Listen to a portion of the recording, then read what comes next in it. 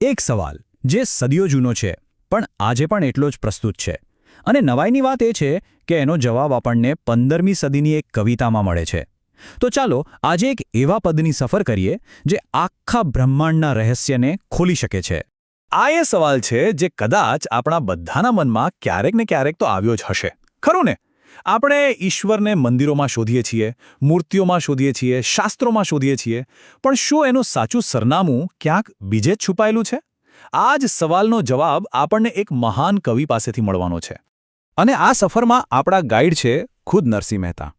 એમણે ખાલી કવિ નહોતા, પણ એક જ્ઞાની સંત હતા, જેમણે પોતાના અનુભવના નિચોડથી આ ગહન પ્રશ્નોનો એટલો સરળ અને એટલો સચોટ જવાબ આપ્યો છે. તો ચાલો હવે સીધા જ આ કવિતાના હૃદય સુધી પહોંચીએ અને સમજીએ કે નરસિંહ મહેતા બ્રહ્માંડના કેન્દ્રમાં કયા એક તત્વની વાત કરી રહ્યા છે. જુઓ, કવિતાની પહેલી જ પંક્તિ એ આખી ફિલોસોફીનો પાયો નાખી દે છે. એ કહે છે કે આ આખા બ્રહ્માંડમાં તત્વ તો ફક્ત એક જ છે, શ્રીહરિ. પણ એ જ એક તત્વ આપણને અનંત એટલે કે અગણિત અલગ અલગ રૂપોમાં દેખાય છે. સમજી લો કે આ એક જ વિચારમાં આખા અદ્વૈત વેદાંતનો સાર આવી જાય છે કે બધું જ એક છે. હવે આ વિચાર કદાચ થોડો અઘરો લાગી શકે અને નરસિંહ મહેતા જાણતા હતા, એટલે જ આ વાતને આપણા મગજમાં બરાબર ઉતારવા માટે એ ખૂબ જ સુંદર અને સચોટ ઉદાહરણો આપે છે. અને અહીં આવે છે આ કવિતાનું સૌથી પ્રખ્યાત રૂપક.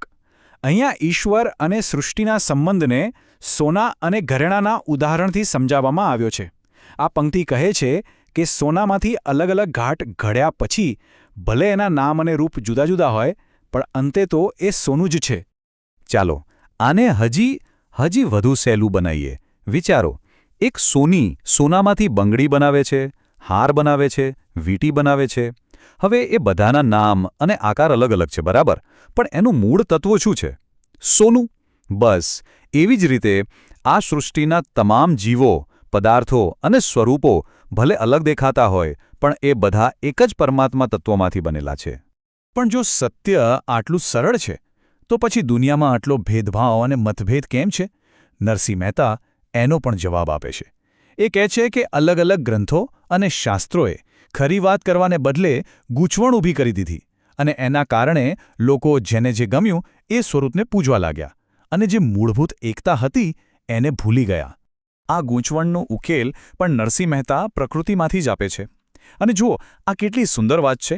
એ કહે છે કે વૃક્ષમાં રહેલું બીજ પણ તું જ છે, અને એ જ બીજમાં છુપાયેલું આખું વૃક્ષ પણ તું જ છે. એટલે કે સર્જક અને સર્જન વચ્ચે કોઈ અંતર છે જ નહીં.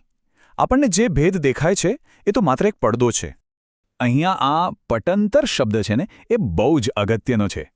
એનો અર્થ થાય છે એક પડદો, એક ભ્રમ, જે આપણને વસ્તુઓ વચ્ચે ભેદભાવ દેખાડે છે.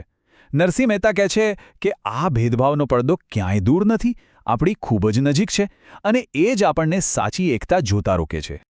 તો આખી કવિતામાંથી આજના સમય માટે શું સંદેશ મળે છે? આ પદમાંથી આપણે શું શીખી શકીએ? ચાલો હવે એના સારને સમજીએ.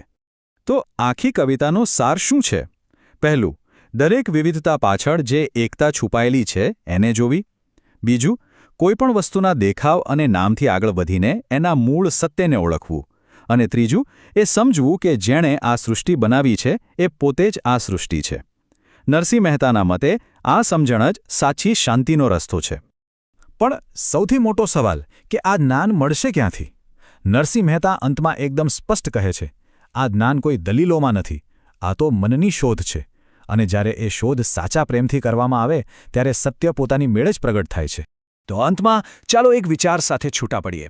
જો આપણે ખરેખર એવું અનુભવી શકીએ કે આપણામાં, બીજા દરેક મનુષ્યમાં અને પ્રકૃતિના દરેક કણમાં એક જ તત્વ વસેલું છે, તો શું આપણો એકબીજા પ્રત્યેનો અને આ આખી દુનિયાને જોવાનો દૃષ્ટિકોણ હંમેશા માટે બદલાઈ નહીં જાય? આ વિચારવા જેવું છે.